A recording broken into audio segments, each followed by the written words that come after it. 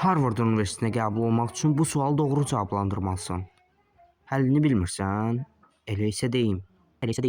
Sual belədir. Şəkildə BAE bucağı 70 dərəcədir. Qeyd edək. Şəkildə FAC bucağı 80 dərəcə. Olarsa CAE-ni tapın. Gəlin BAC bucağına alfa bucağı deyək. DAC bucağı BAC bucağına bərabər olduğundan orada alfa olacaq. Onda gəlin DAE bucağına bir beta deyək. DAE bucağı EAF bucağına bərabər olduğundan oranın qiyməti də beta olacaq. Onda 2 alfa üstə gəlinsin beta bərabər 70, 2 beta üstə gəlinsin alfa isə bərabər 80 əldə edərik.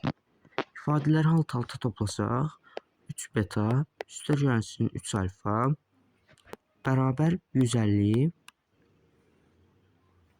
Hər tərəfi 3-ə bölsək, beta üstə gəlsin alfa bərabər 50 əldə edərik. Yəni, CAE bucağını 50 əldə edərəm. Elə bizdən də onu istəyirdi. Doğru cavabımız C variantı.